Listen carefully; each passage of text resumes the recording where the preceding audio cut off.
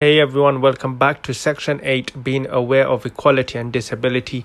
My last video was on section 6, so if you haven't watched it, do go make sure you go and watch it. I do have some other sections ready to upload. I just have to do a voiceover. But if you are weak on any sections, please do let me know in the comments, and I will definitely make sure to upload that section and make a PowerPoint slide like I am doing for this one. But yeah, we're gonna get into it. I think we have around 10 questions. So yeah, the best way to prepare for this is to put yourself in the best test conditions. So put yourself in as if you were doing the test. So that means no distractions. Make sure you stay disciplined. Make sure you don't have anything around you, no phones, nothing. So my best advice is get some headphones on and just act like you're in the test. This is the best way to prepare for the exams. But yeah, we're going to get into it. So question 1. When assisting a vision impaired passenger to the vehicle, what should you do? Number 1. Do not touch them and let them guide themselves. Stand by the person's side. Allow them to take hold of your arm, elbow, so you can guide the customer along. Take hold of the passenger and pull or push them in a particular direction. Number 4. All of the above. So pick an answer now and pause the video. So the answer is number 2. Stand by the person's side and allow them to take a hold of your arm and elbow so you can guide the customer along. Question 2. When should the passenger be informed about delays or changes to the route according to the information provided? Only vision impaired passengers should be informed about delays or route changes. Vision impaired elderly passengers with learning disabilities should be informed about delays or route changes. Only elderly passengers and those with learning disabilities should be informed about delays and route changes. Passengers should never be informed about delays or route changes to avoid causing worry or upset. So pause the video now and pick an answer. So the answer is B again. Vision impaired elderly and passengers with learning disabilities should be informed about delays or route changes. Question 3. How should you handle fare transactions for passengers who are vision impaired according to the provided information? Inform the passenger about the fare verbally, but don't worry about giving change. Clearly state the fare and hand over the change by placing it in the passenger's hand. Only provide fare information if the passenger specifically asks. Avoid discussing the fare amount to prevent confusion. So pause the video now and pick an answer.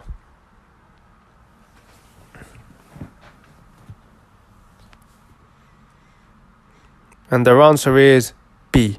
Clearly state the fare and hand over the change by placing it in the passenger's hand. Question 4. Which of the following characteristics are protected under the Equality Act? Choose the correct options. Age, gender reassignment, marriage and civil partnership, disability, race, religion or belief, sex, sexual orientation, pregnancy and maternity, and all of the above. So pause the video now and pick an answer. The answer is D. It's all of the above. Question 5. What are the requirements for drivers of designated wheelchair accessible PHPs as per the information provided? Choose the correct options. Charge extras for passengers using a wheelchair and ensure safety belts are attached to the wheelchair. Not carry passengers in wheelchairs and secure the wheelchair in a trunk. Transport passengers in wheelchairs while ensuring safety belts are attached to the wheelchair. Carry the wheelchair safely and ensure safe and comfortable transportations. Only carry passengers in wheelchairs in specific designated zones and charge standard fares. So pause the video now and pick an answer. The answer is C. Transport passengers in wheelchairs while ensuring safety belts are attached to the wheelchair.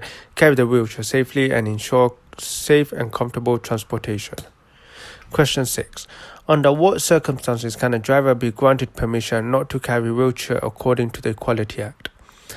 If the driver vehicle is not equipped to accommodate wheelchairs, if the driver prefers not to carry wheelchairs for personal reasons, if the driver's poor health or fitness makes it impossible or unreasonable to fulfill the duties of Section 165 of the Equality Act, if the driver encounters difficulties in finding suitable parking spaces for wheelchair accessible vehicles.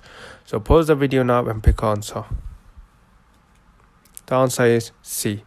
If the driver's poor health or fitness makes it impossible or unreasonable to fulfill the duties of Section 165 of the Equality Act. Question 7.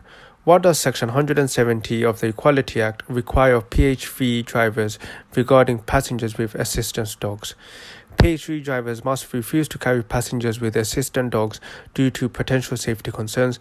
PHV drivers must accept passengers with assistant dogs and allow them to sit in the passenger seats. PHV drivers must accept passengers with assistant dogs and allow the assistant dog to sit in the footwell with the passenger. PHV drivers must accept only passengers with assistant dogs if the dogs are kept in a secure crate during the ride. So pause the video now and pick answer. The answer is C. PHV drivers must accept passengers with assistant dogs and allow the assistant dog to sit in the footwell with the passenger. Question 8. How can you determine the type of assistance a dog provides? The color of the dog's leash indicates the type of assistance it provides. The assistant dog always wears jackets that corresponds to the specific roles. The color of the jacket a dog is wearing can sometimes give a hint about the assistance it provides.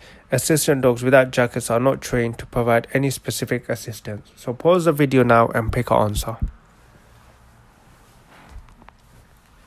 The answer is C. Question 9. Under what circumstances can a PHV driver be exempted from carrying assistant dogs as per the information provided? A PHV driver can get exemption if they find dogs to be a distraction while driving. Exemptions are granted to PHV drivers who have a preference for not accommodating assistant dogs. A PHV driver can receive an exemption if they have a medical condition such as asthma triggered by dogs, allergies, or dog phobia. Exemptions are automatically given to PHV drivers who express concerns about passengers with assistant dogs. So pause the video now and pick an answer. The answer is C. PHV drivers can receive an exemption if they have a medical condition such as asthma triggered by dogs, allergies, or dog phobia. Question 10. What action will be taken by authorities if a complaint is received regarding a PHV driver violating the Equality Act? Now, is it A? The authorities will ignore the complaint unless it involves a serious offence. Authorities will investigate the complaint, and if sufficient evidence of an offence is found along with it being in the public interest, the driver will be prosecuted. Complaints about PHV drivers breaking the Equality Act are typically resolved through warning and reminders. Authorities will only be able to take action if the complaint is related to physical harm caused by a driver to a passenger. So pause the video now and pick an answer. The answer is B. Authorities will investigate the complaint, and if sufficient evidence of an offence is found along with it being in the public interest, the driver will be prosecuted. So that's the end of section 8, guys. As mentioned, if you do have any weakness in other sections, do let me know in the comments. I will make another video just like this. Make sure you do subscribe. Make sure you do like the video so others can see this video and does get recommended to them. And importantly, do subscribe. I do have other sections coming. And if you do have any questions, do let me know in the comments. I will try my best to reply to every single person that does comment. Thank you guys for watching and good luck on the test.